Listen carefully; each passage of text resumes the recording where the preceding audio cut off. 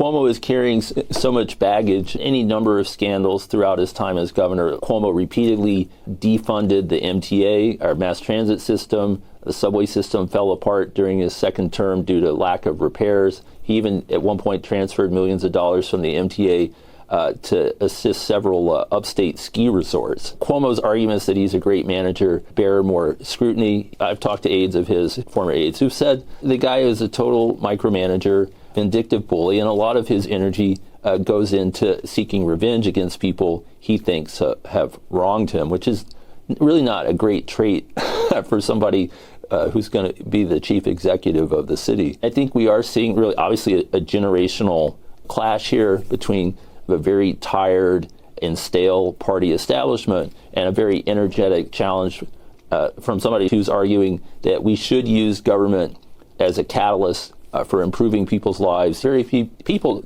at the beginning of the race knew who Zoran Mamdani was. As people have learned more about him and his platform, he's drawn tremendous support, and it's really captured the imagination, especially of younger people under 35, under 45 here in the city. The New York Times told voters not to vote for Zoran Mamdani. They said Mamdani is running on an agenda uniquely unsuited to the city's challenges.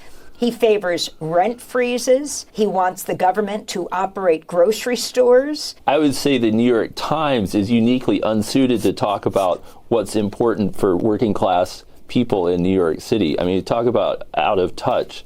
Zoran Mamdani's ideas, I think for many people, are starting to seem more and more like common sense. And one of the things that's striking about that New York Times editorial is just this idea that nothing should ever change, that we should just always keep on doing things the way we are. You have this very kind of stale establishment figure that's been around a long time and is sort of a charismatic challenger who's putting out a much more dynamic platform.